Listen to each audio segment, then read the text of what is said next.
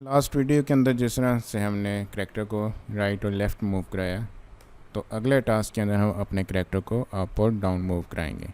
ठीक है, तो चलिए देखते हैं एम ब्लॉक के अंदर। सबसे पहले तो मैं अपना करैक्टर सेलेक्ट कर लेता हूँ। यहाँ पे जाके मैं एनिमल्स में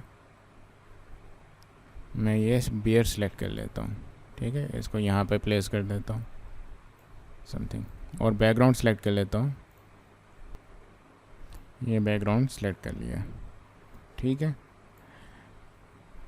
ये यहाँ से क्रॉस पे क्लिक कर देते हैं। अब मैंने चाहता हूँ कि जब मैं ऊपर अप वाली जो की है अपवर्ड की वो प्रेस करूँ तो बेल जो है वो ऊपर की तरफ मूव करे, और जब डाउनवर्ड की प्रेस करूँ तो नीचे की तरफ मूव करे। ठीक है, तो उसके लिए मैं इवेंट्स में जाऊँगा, ये ब्लॉक प्लेस करूँगा। ठीक है, 2 ब्लॉक प्लेस करूँगा। यहाँ पे मैं सेलेक्ट करूँगा जब अप एरो की जो है वो प्रेस की जाए, और यहाँ पे जब डाउन एरो की प्रेस की जाए तो क्या हो। ठीक है, तो हॉरिजॉन्टल में तो हमने एक्स की वैल्यू चेंज की थी, वर्टिकल में हम वाई की वैल्यू चेंज करेंगे। तो मैं मोशन में जाऊँगा, तो अप एरो की के लिए मैं वाई की वैल्यू जो है ये चेंज वाई बाई 10 करूँगा।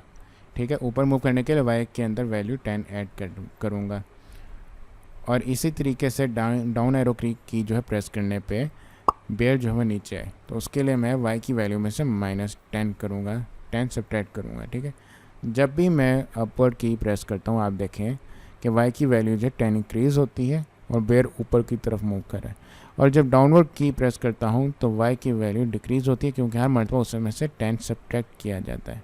तो ये टास्क भी हमारा कंप्लीट हो गया है। हमने देखा कि हम किस तरह करैक्टर को लेफ़्ट राइट मूव करा सकते हैं पिछले टास्क के अंदर, और इस टास्क के अंदर हमने देखा किस तरह अपवर्ड और डाउनवर्ड मूव करा सकते हैं।